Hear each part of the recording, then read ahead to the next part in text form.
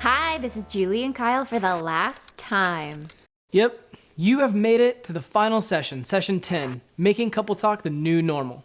Have you ever tried to make something the new normal? Yeah, a few years back I realized I was eating a lot of fast food and not doing any exercise, and I started to feel kind of blah.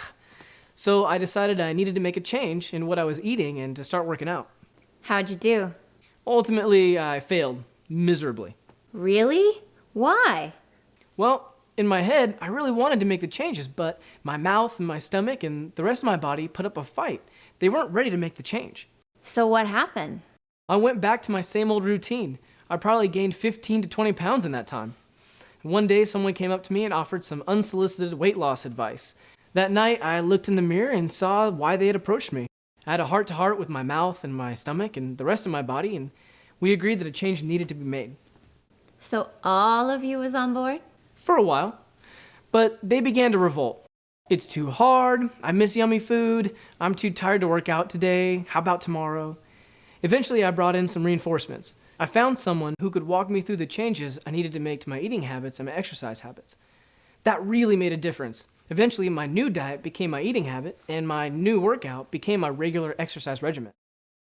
It sounds like making the personal decision to do things differently, working with someone to make the changes with, and a little accountability helped you make a positive and necessary habit change in your life. Yep. Sounds a lot like how we made CoupleTalk the new normal in our relationship. Each of us decided we wanted to make a change in how we communicated. We worked together to use CoupleTalk more and more, and our CoupleTalk coach helped us use CoupleTalk and provided a little accountability too. I hadn't really thought about it that way, but you're right. I know. Well, let's get into it. Here is Dawn and Alex with making CoupleTalk the new normal. We've come to the final session of CoupleTalk, cracking the code to an amazing relationship. And wow, we have covered a lot of ground. And you all have been doing a lot of really hard work, and we congratulate you for that. Really good stuff. In this session, we're going to be talking about making CoupleTalk the new normal. We want you to take what you've been learning here and help that to become your natural behavior. And we'll be working on that in this session. Part one of CoupleTalk was about cracking the code to a deeper connection. And you remember in Trading Places, you learned about the foundational element of empathy, where you saw things from your partner's point of view. And then in Listening Fully, you focused on listening to understand your partner more deeply, their feelings and concerns and desires. In expressing yourself, you learned how to say what was true for you, but in a way that didn't harm your relationship. And then you put the two roles together, the listening with empathy and expressing yourself together to have a couple talk, where you learned how to have a safe dialogue where both of you felt really fully understood. And in growing as a team, you learned how to keep your relationship alive and growing for the long haul. Remember the appreciations, the dates, and who are dates for? They're for married people. So you've got to keep that connection alive. In part two, cracking the code to handling conflict, we talked about getting a grip on your emotions. You learned how to manage strong feelings, and you gained some practical tools to do this. Remember that resolving a problem is in two parts. In digging deeper during disagreements, you're having a couple talk where you talk about all of your feelings and concerns and desires about the issue, and your partner listens with empathy to you. And as you work your way through that issue, that falling leaf may occur, where you go deeper, as we say, and you really understand each other fully. It may take you places where you haven't expected, and you need to take time doing that. When you're both ready and you've really said everything you want to say and really feel understood, that's when you move to finding the win-win-win, which are practical strategies to help you come to an agreement that you're both going to be happy with and that you're actually going to put in place and keep following through on. In the last session, Moving Beyond I'm Sorry, you learned some foundational principles about apology and forgiveness, along with some practical steps to take to repair the relationship when it's been injured. And remember, you learned a different way of saying, and I'm sorry in everyday life. So instead of I'm sorry, but, you can leave here now with a way to do a deeper apology, but a quick one.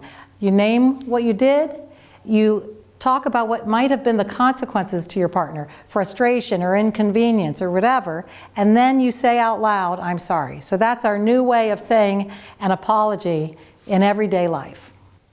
Now that's an overview, but within those sessions, you also did appreciations, you had times of prayer together, we looked at scriptural teaching on relationships, we had lots and lots of practice time, helping you to build healthy habits. And along the way, I think we had some fun. I know we did. So let's return for a moment to last session's topic, apology and forgiveness. There are some particular questions that we often receive about this topic, and they're in your workbook. Questions like, what if my partner doesn't do their part? What if, first, my partner doesn't apologize? You can still choose to forgive. It doesn't depend on them. So let go of your negative emotions, continue to do your work, and be patient. Give them time.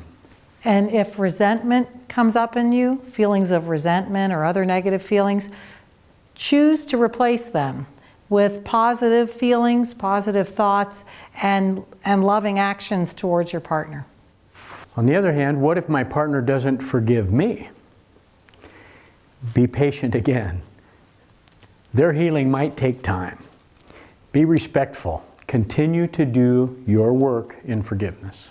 If guilt or defensiveness comes up in you, again, choose to replace those negative feelings with positive thoughts about your partner and loving actions. And it may be tied into trust, so work towards being consistent and trustworthy in your behavior, and you'll be able to build trust over time. A final question we address in the workbook is, what if you're stuck? Perhaps apology and forgiveness is difficult for you. Can you apologize? Are you able to do that? Are you able to forgive? Does it make you feel weak or vulnerable to do one of those things? Are you afraid that you might lose? Something would be lost if you do either of those things? What if it feels impossible to forgive? Those are real life struggles. Some people can't apologize yet. Others have great difficulty giving forgiveness.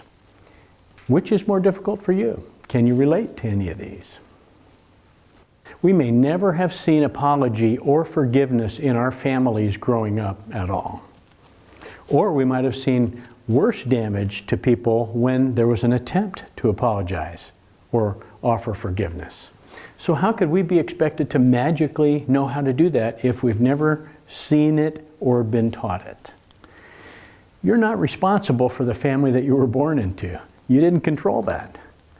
But you are responsible for growing from where you are today to where God wants you to be. So let's all stay on that road of growth. If this resonates with you, the topic that Don has been talking about, it could be that it's a topic you choose to have a couple talk about. Perhaps in this session, when we do the exercise, you'll choose that as your topic. With that, we move to our final couple talk, and it's a growth topic. Not necessarily a conflict area. It may just be an area where you realize that you have a desire to grow. There's an example of a couple who financially aren't really fighting. They just muddle along with their finances. They may decide they like to do better at that and they want to focus on it. They could have a couple talk about that area. They talk about where they're at now, what they're currently doing, where they'd like to be, maybe set some goals. Just a time for them to grow. So now it's time for you to choose a topic that you'll use in this exercise. And we have provided a number of possibilities to choose from. So in your workbook, we have a number of pages that provide different broad topics that you may choose to consider focusing on as a growth topic. For instance, we have the topic of finances. There's the topic of parenting. There's sex, romance, and intimacy. There's our spiritual life together as a couple. And there are also topics such as cultural differences, work, house responsibilities, extended family. We also have a page where if you have chosen to do the couple checkup, which you can access at CoupleTalk.com, you would have been able to get a report that assesses your relationship. We encourage you to do that. You would go to CoupleTalk.com and follow the link to take the couple checkup, which provides a report on a number of different things, such as issues in your relationship, personality differences. We took it, and we've learned that when it comes to change, I love change. I like to do a lot of different things. Don, not so much. So they don't tell you that you're going to have terrible problems because of a difference like that. They give you encouragement and they give you some suggestions for how to manage it. But the good news is you're really equipped to handle it because you know how to have a couple talk about it. And one final one is Gary Chapman's 5 love languages. You can go to CoupleTalk.com and find out how to take a survey to determine what your love language is. And what you can do then is both of you take the report and then use that as a couple talk to talk about what love language most meets your needs, and then your partner could talk about that too. So all of these topics, including the finances and the parenting, all of those topics in your workbook are topics for future growth couple talks. So for each page in the workbook that has those broad topics, we've broken it down into a number of subtopics. For example, the financial broad topic, you might choose to talk about differences in the way finances were handled in your family growing up. Whether to have a formal budget or kind of keep it loose and casual. Some long-term goals, maybe some short-term goals for a vacation. Different topics that you can choose from there, or choose another that you think of yourself. Just there so that you can focus in on a specific topic for not only this exercise now, but also, like Alex suggested, in future couple talks. So right now we'll have you decide on your topic, and we'll give you just a minute to look through and choose what topic you'll use for our practice time today. Go. Take time now to choose your topic.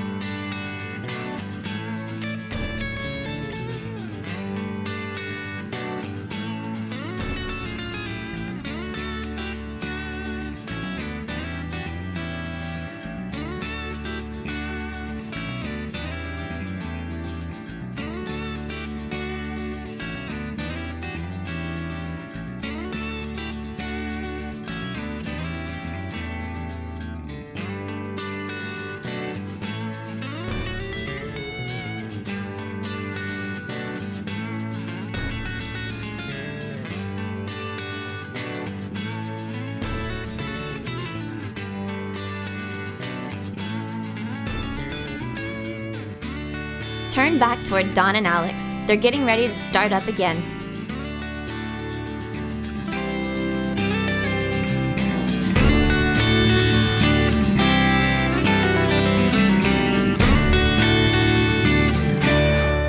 You've landed on a page and picked a topic. And so to get you started on your couple talk, On that page are some prompts to use to get you started. For instance, the way I would like to see us grow in this area is, or as a couple, I would like to see us. So go ahead and use them if they're useful to you. For this exercise, we'd like you to use the you form. And you can use the I form if you prefer, but we want you to be familiar with both. We want you to be able to give empathy in the I form to your partner. It helps you to go deeper, but using the you form of empathy is more appropriate in certain circumstances. It's the one you've been using when you do your partner appreciation. And that sounds like you think such and such, or you feel, or you want such and such. Okay? And you remember how to switch roles. You pick up the expression stick if you are the expressor, and when you are starting to feel like you've had a good turn at expressing and your partner has been spending some time listening with empathy, then you can just offer the stick and say, I'd like to hear what you have to say. Or if there are feelings that you would like to express or some thoughts as you are in the role of listening with empathy, you can go ahead and use the nonverbal signal and ask for a turn to express yourself. You'll have plenty of practice time for this exercise. If you finish one topic, then use another topic. Use this practice time to its best advantage. We'd like you to sit knee to knee, move your chairs. We'll let you know when we're halfway through. We'll give you a signal when there's a minute left so you can wrap up. And when the music comes up again, that's when you need to be back into the big group. Ready, go. Get knee to knee with each other and start the exercise.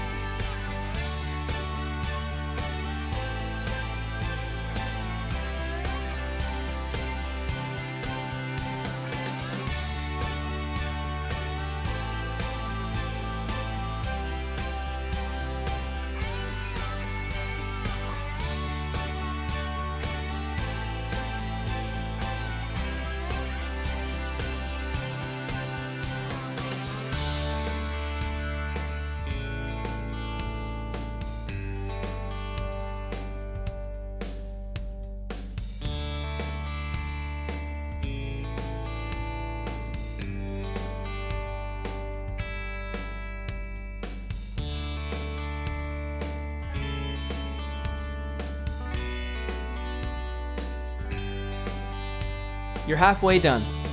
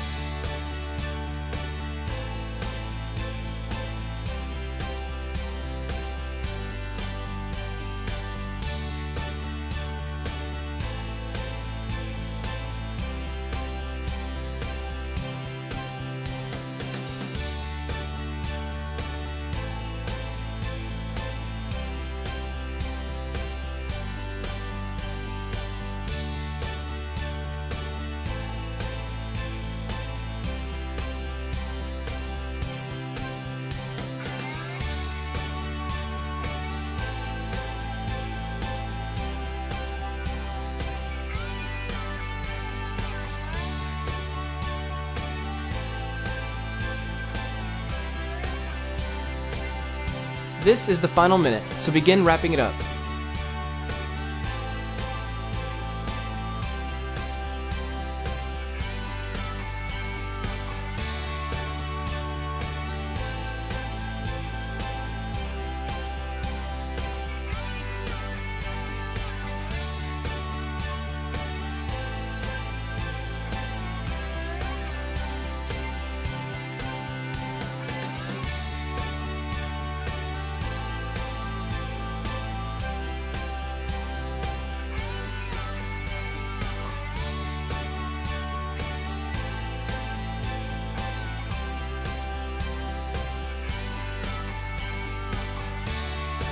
Time to return to the group.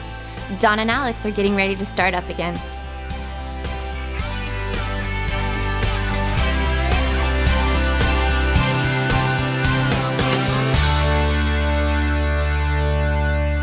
In your workbook, we'd like you to do a final assessment of how comfortable you are using CoupleTalk as the new normal. And so what you'll do is first, mark the form of listening with empathy you prefer, the I form or the U form. Second, how far along have you come in making these skills a habit? Mark on that bar graph how far you believe you have personally come in making them a habit. Finally, we'd like you to check your answers at the end of session 6 in the survey called My Goals, Hopes, and Dreams, and check to see how you did. You marked a couple of goals or dreams, so go ahead and just reflect on where you're at right now. Okay. We'll give you a couple of minutes to mark in your workbooks. Ready, go. Now take a moment to yourself and fill in the debrief section in your workbook.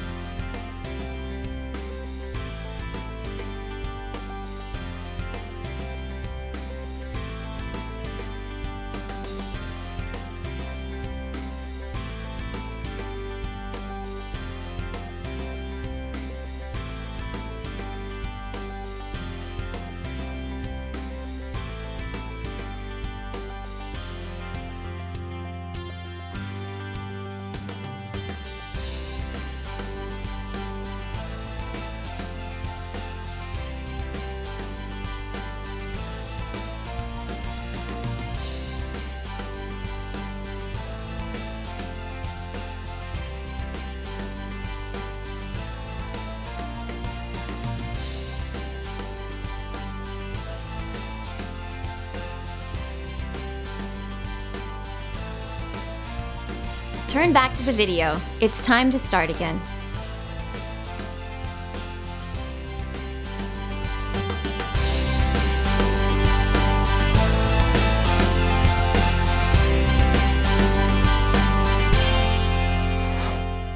Okay, well, we'd like to ask you as a group and get some responses. How did your growth couple talk go? And we'd also like to hear about the I and the you form, which one you prefer. Andy? I honestly prefer the you form. It just made the conversation feel very natural. We're able to progress easily and just come to an easy conclusion. Mm-hmm. Yeah. I actually really enjoyed both forms. The I form is it's harder to use. I'm getting used to it, but I prefer the I form if we're talking about something very sensitive where we might both be a little heated about the topic, and the you form in more like casual conversation or something that we're both a little bit more comfortable with. Yeah, I've heard that from others, that same kind of thing. where they might use the I form if it's something that has a lot of feelings attached to it, and use the you form if it doesn't. Well, whatever works. Other comments about I or you? Lee? In our practice, I've definitely learned to like using the form I when we're having our conversations.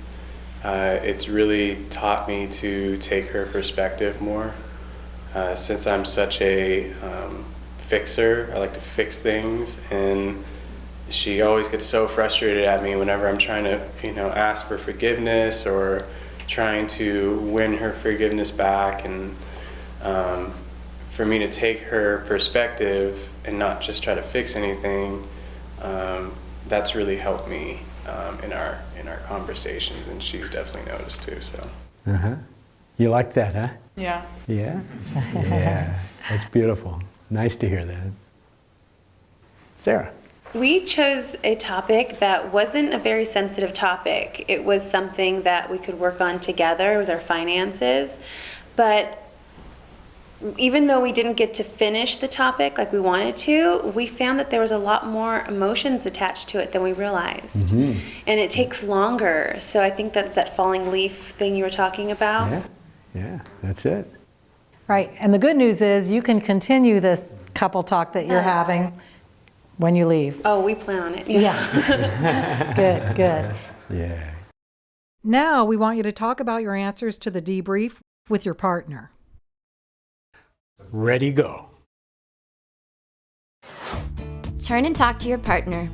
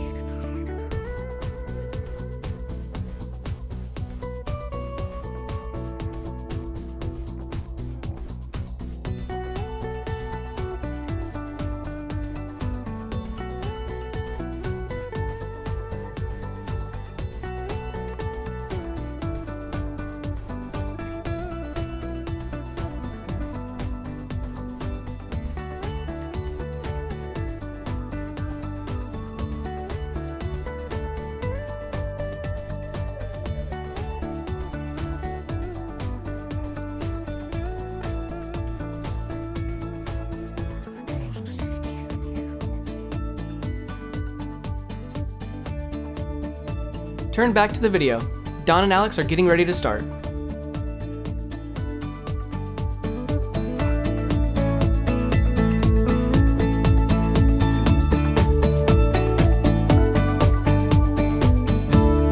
So that was the final couple talk you'll be having in here, but it's our dream that it's not your final couple talk.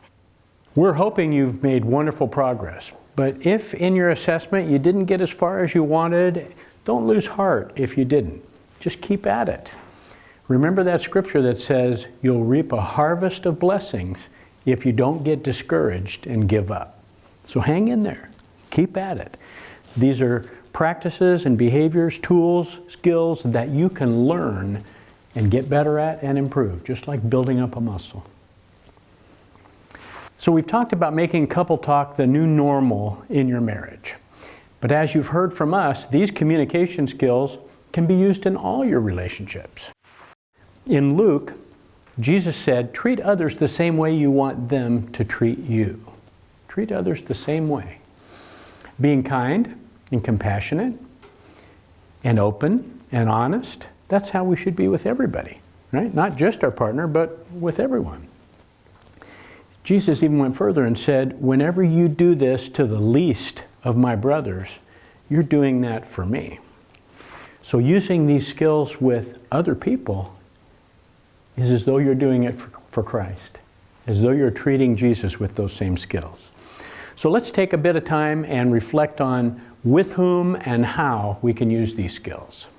In your workbook, we'll talk about using the skills with others. And the skills can be used with anyone, anywhere, anytime. So take a moment and think of a person other than your partner with whom you would like to consider using the skills. And reflect on a way that you can begin. For instance, maybe you'll stop using trigger words, or you'll actually out loud give appreciations. Perhaps listening with empathy is something you are considering doing with this person. And if you have children, that is a beautiful gift you can give to them. It shows acceptance and kindness and caring, and you're not trying to fix them and push them and make them do things.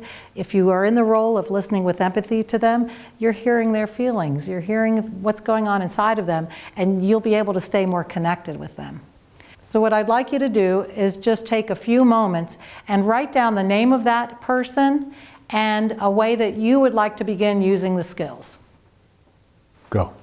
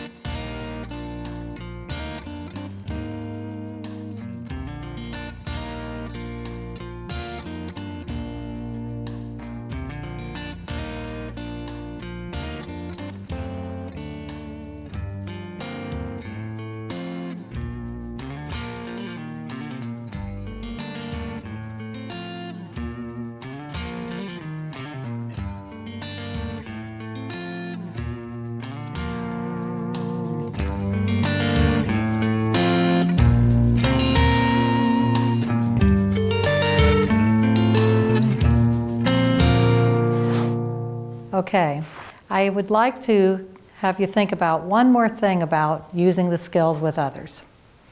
And that is using these skills when you tell others about Christ. Notice the descriptions in scriptures of how we are to tell others about Christ. In 1 Peter it says, always be prepared to give an answer to everyone who asks you, to give the reason for the hope that you have. And it goes on, it says, but do this with gentleness and respect. So think about that. The way we've taught you to express yourself is gentle and respectful. And then in Colossians it says, let your conversation be gracious and attractive so that you will have the right response for everyone. So graciousness and attractiveness. Wouldn't somebody be attracted to you if you listened with empathy to them? So rather than starting off with, I have to tell you the 3 reasons why you need to accept Christ, perhaps you could spend some time listening with empathy to them and finding out what's going on inside of them in terms of their thoughts and feelings about a relationship with Christ. What are their past experiences with church? What have their past experiences been with other Christians? So if you were to spend some time listening with empathy to them, it might give you a greater chance to talk to them about Christ when they ask you about the answer that you have that's inside of you. And remember the proverb, he who answers before listening, that is his folly and his shame. So listening first, answering second. In your workbook, there are some tips on using the skills with others. Number 1, practice the skills often, in many places, with many people. Try it at home. Neighbors, friends, co-workers, try it out. Number 2, reflect on the difference using the skills can make. What are the benefits of using them? What are the consequences when you don't? Number 3, Plan to make the skills a habit. Use those reminders and rewards to develop them into habits. Now we want to give you a couple of experiences with using the skills with those who don't know them. This is your friend. She says this to you. You should cut back on junk food. How would you respond to that? Ladies, turn to your partner and model a skillful response to that coworker who just told you you should cut back on junk food. Perhaps you'll express how that made you feel when you heard it. Ready, go. Ladies, turn and talk to your partner.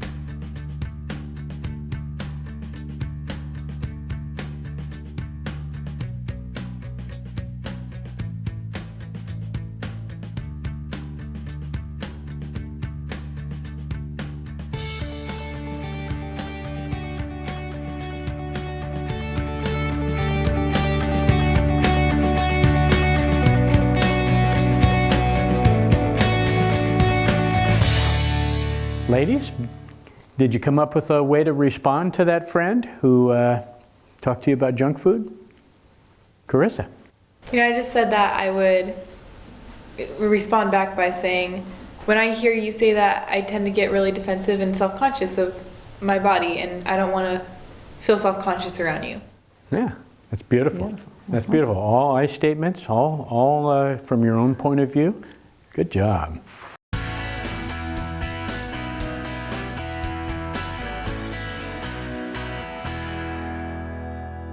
All right, so you got the idea. Sometimes as we're going through our day, we're going to have people say things that are not skillful, that maybe are pretty out of line, and we still have the capability of responding in a way that is positive, is healthy. Let's look at another. This one is your coworker. Let's see what we hear. That's a ridiculous idea. Okay, fellas? Talk to your partner and model back how you would respond if a coworker said to you, that's a ridiculous idea. Men, turn and talk to your partner.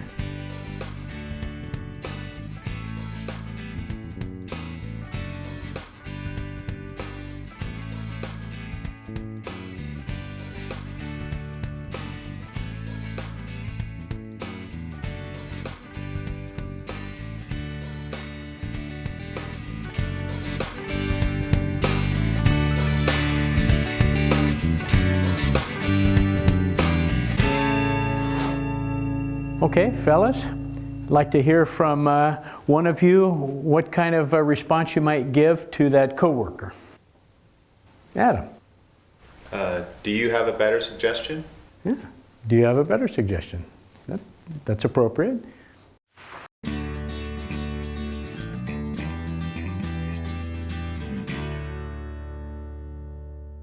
So let's do some final practicing and using the skills with those who don't know them. This is a quick exercise, and the first one, we want you to have fun with these, is a role play where you are skillful with somebody who doesn't know the skills, and the scenario is a parent-teacher conference. So men, you're the ones that will be the healthy, skillful communicators, and you are a teacher who has to tell a parent that her child is doing poorly in class and isn't getting along with others. That's your job. Okay? Ladies, you'll be unskillful. And that's where we want you to have a little bit of fun here. You don't have to do the things we've been teaching in Couple Talk. This is where you get to be a little bit out of line. So have some fun because you're helping your partner practice being skillful. And you've had a bad day, and your little Johnny just does nothing wrong. How could this teacher think that your little son could ever do anything wrong? So you might just decide to interrupt and see what this skillful teacher does if you interrupt them. Okay, so we'll give you just a couple of minutes to have a little fun with this, but gentlemen, let's hear you be healthy in responding. Ready, go. Go ahead and talk to your partner.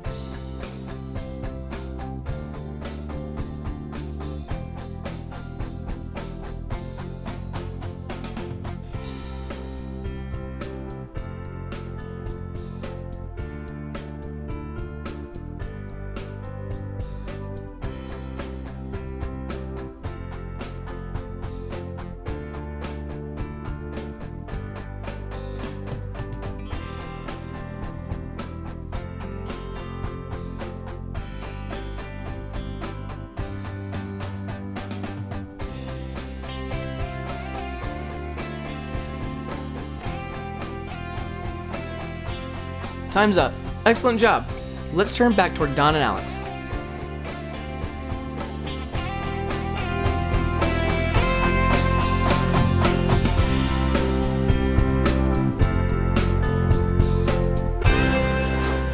Sounded like there were some pretty wild lady parents out there, pretty wild moms. I'd like to hear from some of you men. What was it like to try to stay skillful when she was not? Lee. It was pretty funny, but I had all my facts straight and I knew why I had her come in, and I could tell she was having a bad day, so I just continued to just stay composed, and I didn't show any disrespect to her. I just stuck to the facts that my employees, the teachers have been coming to me and they've been complaining, and just by staying to the facts and staying calm, I think that it kind of makes her look bad for being mad when I'm not mad at all. And I even stated that I really like her child. He's a great kid, and he does well in school when he's not acting up, and Yeah. Uh-huh. That reminds me of the verse, a soft answer turns away wrath.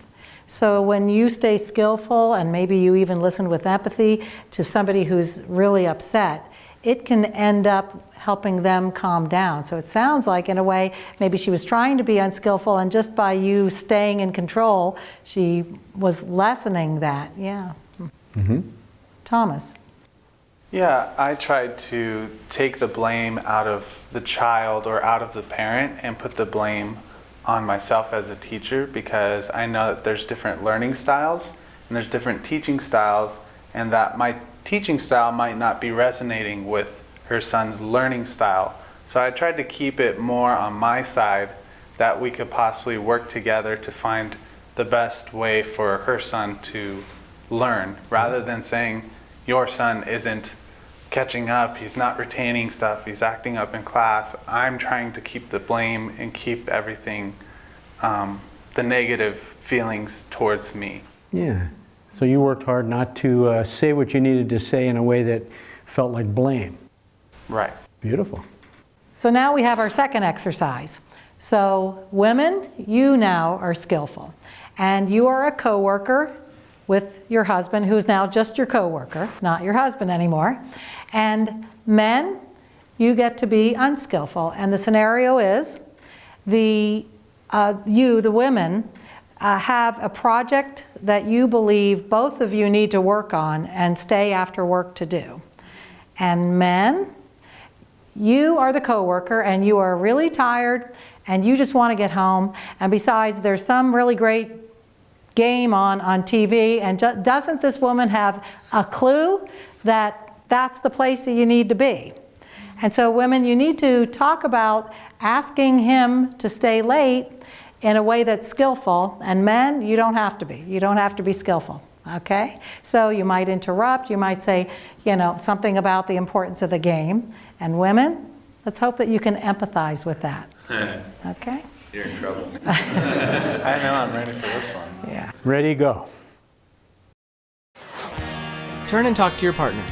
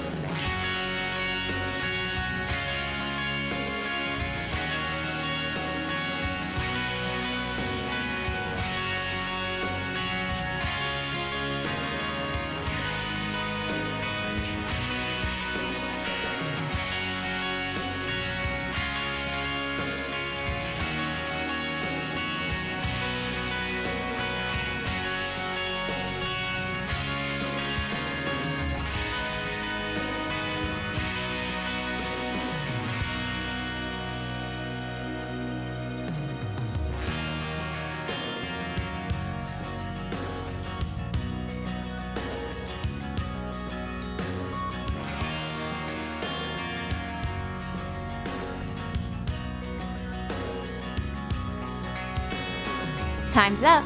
Excellent job. Let's turn back towards Dawn and Alex.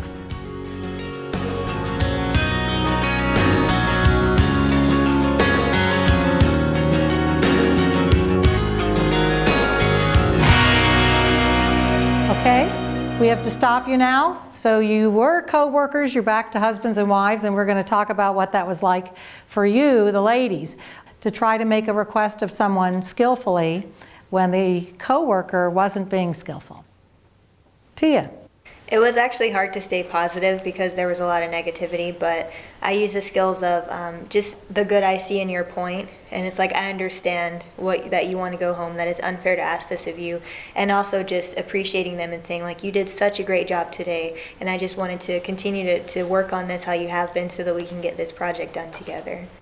Beautiful. That was great. Yeah, you were seeing his position. Hey, you really probably loved going to the game, and it seems unfair to miss out on that. That's beautiful. Anyone else? Jennifer. It was really cool using the skills because it really calmed down the situation and asking him to do something he really didn't want to do. But he did stump me because he's like, yeah, I'd love to come work on the project after the game's over. And I didn't really know how to respond to that. So. He was trying to work on a compromise with you. Yeah, And maybe that would have happened because you were being skillful. Maybe people are more willing to work on compromises with you because you address them with respect instead of like demanding. Beautiful. Well, we have one final quote that we want to give to you. We love this quote, and we think it's very appropriate in our culture. All those, and they lived happily ever after, fairy tale endings need to be changed to, and they began the very hard work of making their marriage happy. We talked in an earlier session about that myth that you're going to meet the right person and everything's going to be perfect and it'll just flow and you'll always be happy. It's just not true. That's the fairy tale that is a myth, and it isn't true. What is true is that that person that you're with can be an incredible partner. And a lot of that has to do with the way we respond to them.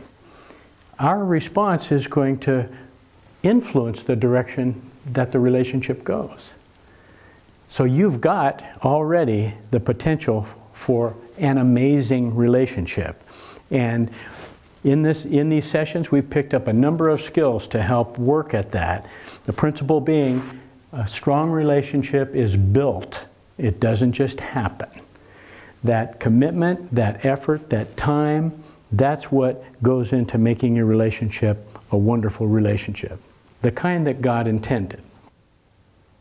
We're at the end of the Couple Talk program, but it's not finished. Make it the new normal. So we encourage you to retake Couple Talk. Many of our participants will take the class again as a refresher and get a lot of benefit out of it. Really renews those skills in the relationship. And don't forget about becoming a Couple Talk coach. You can go on to CoupleTalk.com to find out more about it. Okay.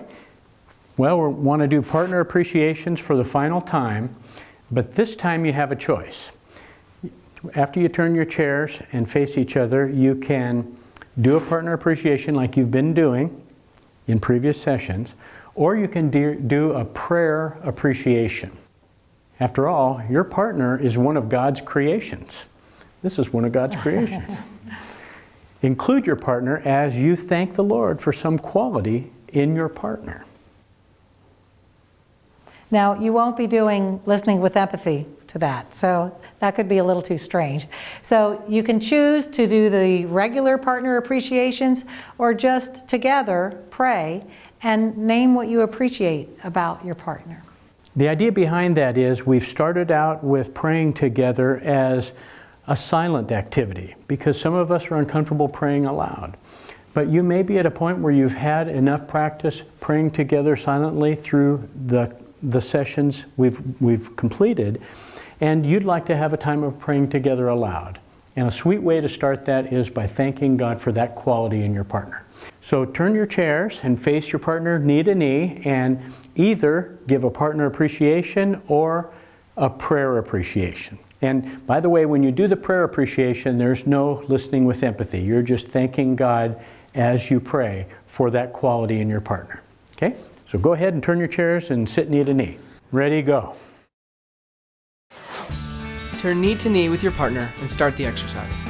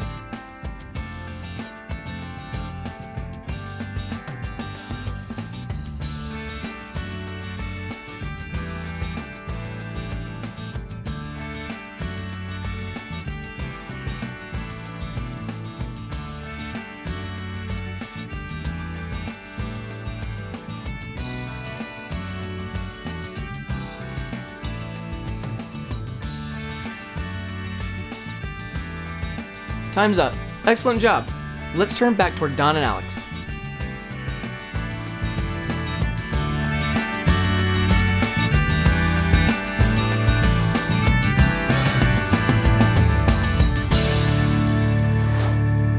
Well, we're at the end of Couple Talk, cracking the code to an amazing relationship. Alex and I love being in classes like this. We have loved being with you. We've had a number of wonderful experiences with couples and seen so many miracles and so much wonderful growth and change, brokenness put back together. It's a privilege for us to be a part of this program. And the reason why we do it is because of what it's done for us. It took what would have been maybe a divorce or probably just a terribly dysfunctional marriage. It took that to an amazing relationship.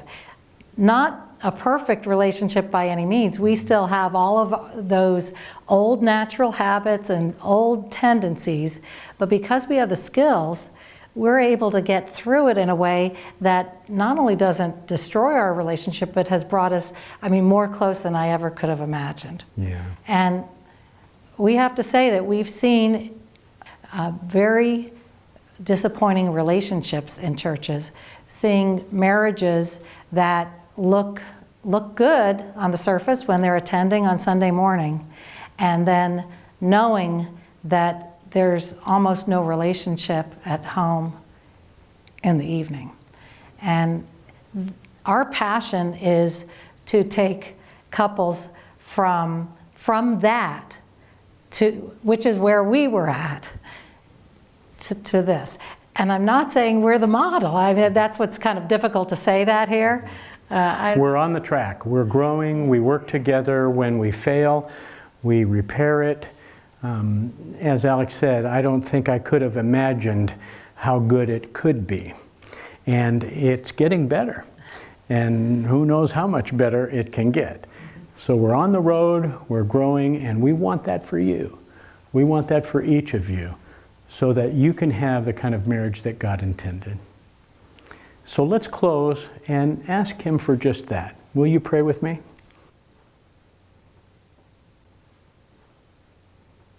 Lord, thank you for the truth we get from your word. Thank you for all the guidance and help that's there for us to have the kind of relationships that you intended when you designed it, when you thought it up. Relationships that support and nurture. Relationships that help pick up when we stumble. Relationships that forgive when we fail. You've modeled it, you've put it in your word so we can learn it, and you've promised to send your Spirit to give us the strength to do it. So you've provided everything we need, and we are so grateful. So in closing our class, our prayer is that you would help each of us to have that kind of relationship and get the strength to do it from you and because of you. In Jesus' name, amen. Amen. What a great session. What a great program. Can you imagine what it would be like if everyone who completes the Couple Talk class makes Couple Talk a part of their home life? Yeah. Kids growing up in a home with less fighting, couples spending their time communicating and connecting rather than arguing and hurting each other. Friction and division over budgets and bills replaced with teamwork and unity. Tension and guilt over intimacy and romance is replaced with mutual understanding and passion. Misunderstanding and grievances with household chores gives way to agreement and respect. Making Couple Talk the new normal means becoming a better communicator with everyone. And what you've learned in Couple Talk can be used in other relationships, like with the kids, with the friendships, or in the workplace. And while it can feel awkward at first to listen with empathy to a fellow employee, by using Couple Talk at work, the results are better relationships and better productivity. Couple Talk is a pathway to a deeper understanding with one another. This helps couples connect on a deeper level and makes them more successful at discussing problems and solving problems. We have just 3 brief announcements before we wrap up.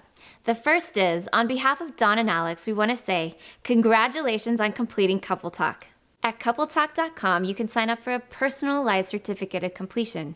You have done so much to get to this point, and you really deserve something special to commemorate your completion of the course. Second, when you request your certificate of completion, you'll receive a voucher for a bonus Couple Talk coaching session. This is on top of the free Couple Talk coaching session you received just for attending the class. Wow, that is so awesome. And finally, if you're interested in becoming a Couple Talk coach or a Couple Talk host, go to CoupleTalk.com. You can find out more information about these opportunities to help others at the website and sign up to submit an application. As this program continues to grow, we need all the help we can get to make Couple Talk the new normal for couples everywhere. Well, this has been a blast. I'm sure you got a ton out of Couple Talk. To find out what the Couple Talk video couples got out of this program, check out our interviews with each of them at the website. They are really amazing. On behalf of Dawn and Alex, Julie and myself, we want to thank you for experiencing Couple Talk with us and pray that Couple Talk does become your new normal. Goodbye.